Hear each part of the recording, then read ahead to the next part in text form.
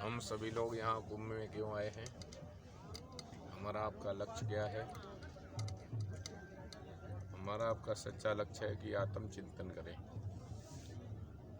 इस माता गंगा की गोद में बैठ करके अपने स्वरूप का ध्यान करना चाहिए। वैसे पानी की गंगा जो पावन है और आत्म गंगा में नहाना चाहिए। यहाँ की रज, यहाँ की भूमि, सारी दुनिया में जितने तीर्थ हैं वो आज सब आए हुए हैं।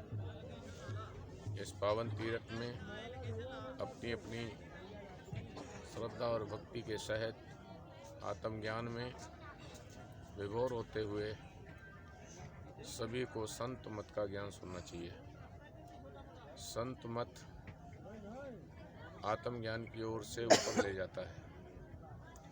वेद मत पूजा पाठ, नियम, धर्म, संयम, साधना, योग, ये सब के सब रास्ते पर ले जाते हैं। गीता इत्यादि शास्त्रों का उपदेश करने वाले लोग आते हैं, पर संत मत की बात नहीं सुनते। संत मत की बात वही सुनता है जो श्रद्धा और भक्ति से भरा होता है। उसके लिए व्यक्ति को शिष्य बनना पड़ता है। शिष्य बनने के लिए सबसे पहले शिष्य को गुरु के शरण में जाके सरल होना चाहिए। संत सरल चित जगत हित जान स्वभाव स्नेह बाल विनय। जैसे छोटा बच्चा माता के पास जाकर के रोता है, माता उसे चुप कराने के लिए हजारों प्रयत्न करती है। समाज एक बच्चे के समान है। इस समाज को आत्मज्ञान की धारा कब मिलेगी? जब किसी संत में प्रवेश करेगा। संत की साया सारे जगत पर चलती है। संत सतलोक से आते हैं। संत और साधक और सिद्ध में सुजान में फर्क है।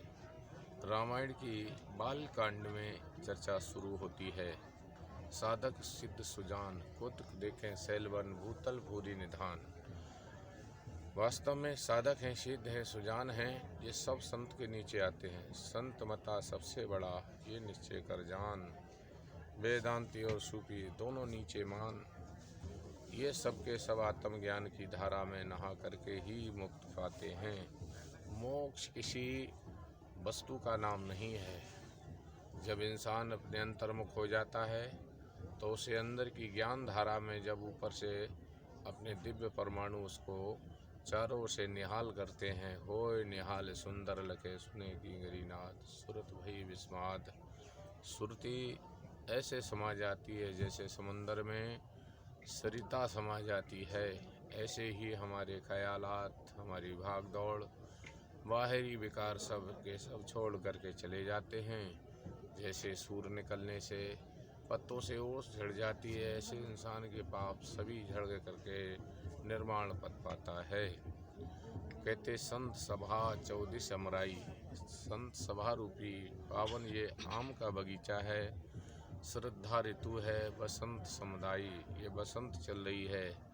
इसमें सभी जीवात्माएं वैसे हंस हैं, लेकिन उनका आहार, अगर हंस का आहार नहीं मिला तो मर जाएगा। इसीलिए उसका आहार सार शब्द नहीं मिलता।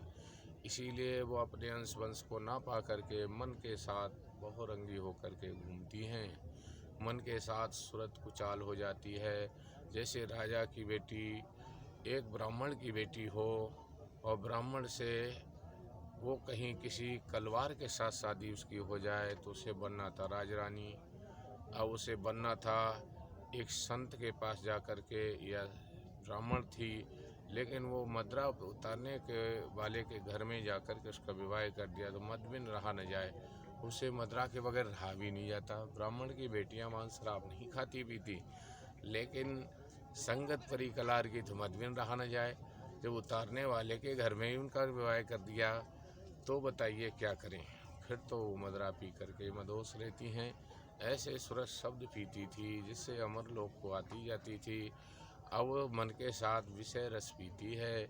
इसीलिए स्वर्गों में जाते हैं, कुछ नरकों में चले जाते, कुछ योनियों में चले जाते। 84 लाख योनियों का बड़ा जेल खाना है। 9 लाख जल में घूमने वाले